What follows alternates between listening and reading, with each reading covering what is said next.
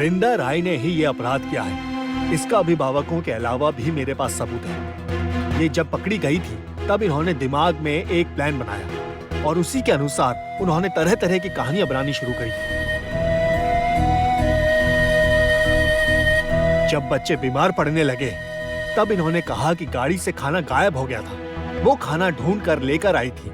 अगर ऐसी कोई घटना हुई थी तो इन्होंने क्यों किसी से ये बातें नहीं कही, यहाँ तक कि क्लब के सदस्यों से भी कुछ नहीं कहा। वो खाना कहीं रास्ते में पड़ा हुआ मिला था। अच्छा, अगर वृंदा राय एक जिम्मेदार समाज की नागरिक हैं, तो उन्होंने ऐसा खाना बच्चों को कैसे खिलाया?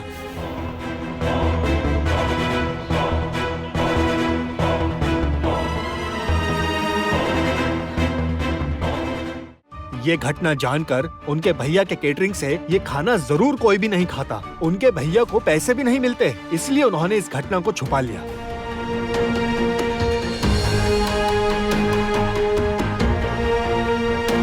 अच्छा, अगर हम मान भी लें कि ऐसी कोई घटना घटी भी थी, पर इसका भी कोई सबूत वृंदा राय पुलिस को नहीं दे पाई। मुझे यकीन है कि वो पकड़े जाने के डर से ही इन्होंने ऐसी कहानियां बनाई हैं। और तो और ये पकड़े जाने के बाद कहती हैं कि इन्हें फंसाया गया है। असल में ये उनकी मनगढ़ंत कहानी के अलावा कुछ नहीं है, क्योंकि ये चाहती थी कि कम पैसों में काम करके उनके भैया के केटरिंग का नाम हो, और इसी चक्कर में उन्होंने ये सत्यानाश कर दिया। खराब खाना बच्चों को खिलाया है। कम पैसों में काम करने के लिए खाने में खराब चीजों का उपयोग किया था।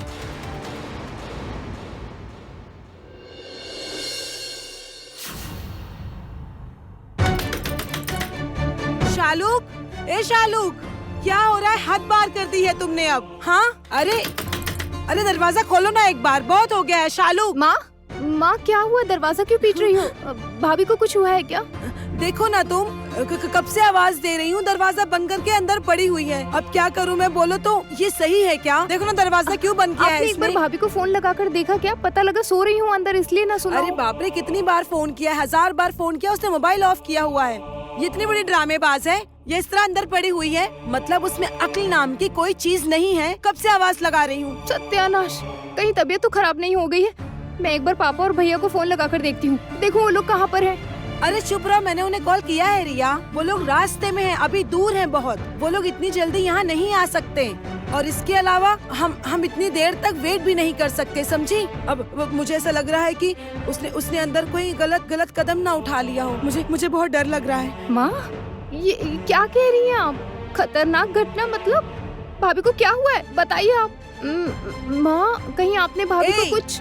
क्या बोल रही हो तुम? हाँ, क्या बकवास कर रही हो? इसका क्या मतलब है? मतलब मैं क्या करूँगी उसके साथ? तुम्हारी भाभी के साथ मैं कुछ क्यों करूँगी रिया? और उसके साथ तो मेरी कोई बात ही नहीं हुई है। अच्छा माँ, सॉरी, मेरे कहने का वो मतलब नहीं था। असल में एक वक्त था जब आप उन्हें अपना नहीं पाई थी, और कल अगर वही बात हुई होगी तो भाभी को बुरा लगा होगा, इसलिए। और क्या? नहीं, अब इसका मतलब क्या है? तुम फिर से बकवास कर रही हो।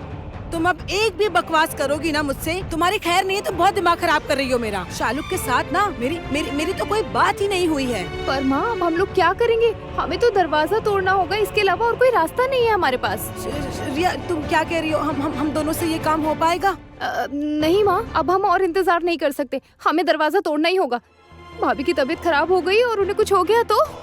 मुझे तो बहुत घबराहट हो रही है। मैं जो सोच रही हूँ, शालूक ने कहीं वही कदम तो नहीं उठा लिया है ना? माँ, मैं दरवाजे को धक्का मारती हूँ, आप मेरी मदद कीजिए। चलिए। हाँ, चलो।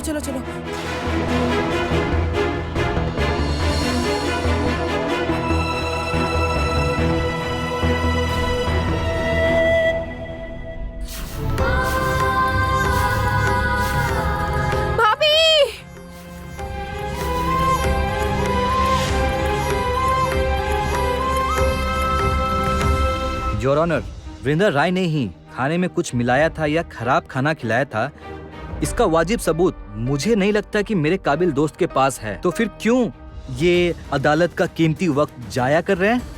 आप एक सीधी बात क्यों नहीं समझ रहे हैं? बच्चों को खराब खाना खिलाए जाने की वजह से ही तो वो बीमार हुए।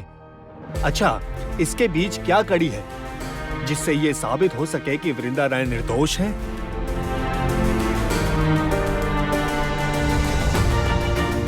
हाँ, इसके बीच एक कड़ी है। खाने का गुम होना और बच्चों के बीमार होने के बीच में किसी ने वृंदा राय को फंसाने के लिए खाने में कुछ मिलाया नहीं होगा। इस संबंध में कोई सबूत आपके पास है क्या?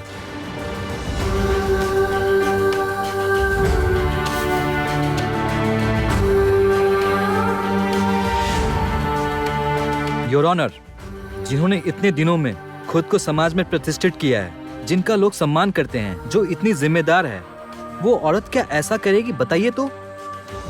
और इतने सालों की मेहनत से बनाई हुई अपनी इमेज को वो इस तरह क्यों बर्बाद करना चाहेंगी? वृंदा राय खुद को दोषी क्यों बनाएगी? देखिए, क्षति होगी वो, उन्हें समझ नहीं आया होगा। इन्होंने कोई और ही चाल चली थी। सोचा था जैसे तैसे करके खाना खिलाकर पैसे लेकर चली जाएंगी, पर ये नहीं जानती थी कि इससे पहले ही इतना बड़ा कांड हो जाएगा। इसलिए वो फंस गई।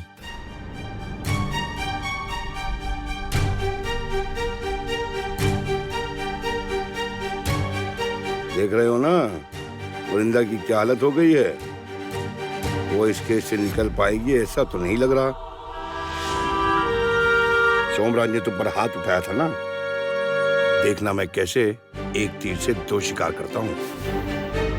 वृंदा से जेल में चक्की पिसवाऊंगा और सोमराज को भी अच्छा सबक सिखाऊंगा। पापा, आपने जो इस बार प्लान बनाया है ना, ये लोग तो गए।